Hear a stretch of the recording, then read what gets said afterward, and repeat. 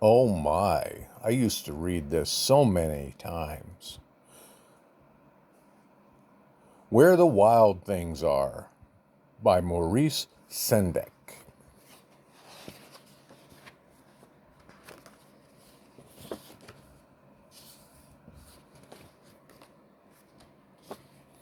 Where the Wild Things Are. Oh, look at those wild things.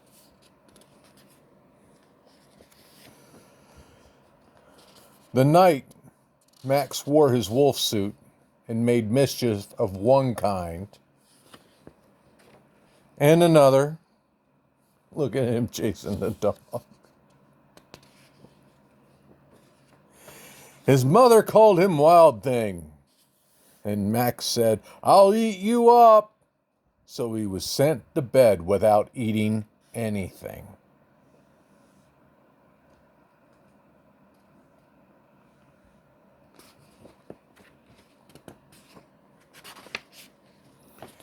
And that very night, in Max's room, a forest grew and grew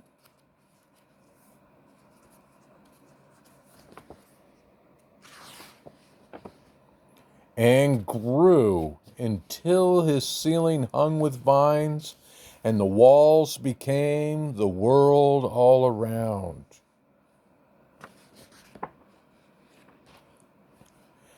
And an ocean tumbled by with a private boat for Max, and he sailed off through the night and day.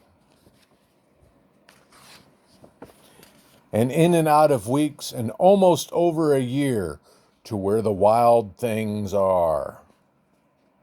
There's a water wild thing.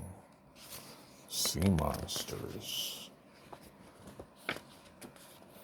Ah, and he came to the place where the wild things are, and they roared their terrible roars, and gnashed their terrible teeth, and rolled their terrible eyes, and showed their terrible, terrible claws.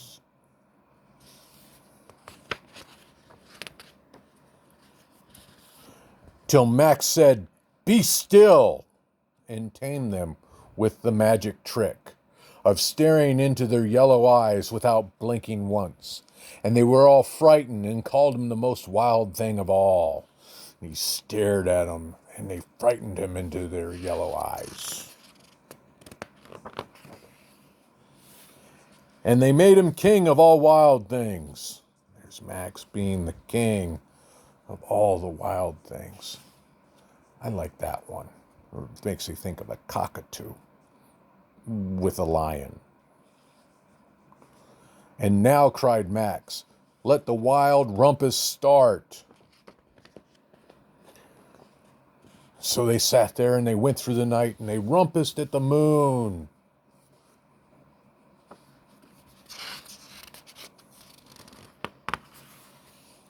And they rumpused through the trees. All the wild things climbing in the trees. And they rumpused through the forest. All because of Max, the king of all wild things.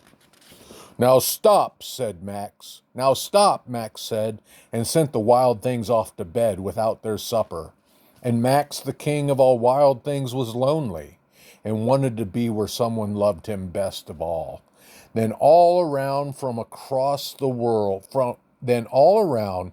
far away across the world, he smelled good things to eat. So he gave up being king of where the wild things are. But the wild things cried, "Oh, please don't go. We'll eat you up. We love you so." And Max said, "No." The wild things roared their terrible roar and gnashed their terrible teeth, and they rolled their terrible eyes, and they showed their terrible, terrible claws. But Max stepped into his private boat and waved goodbye.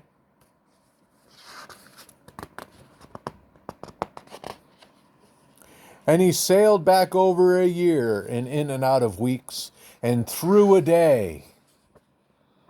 and into the night of his own very own room, where he found his supper waiting for him.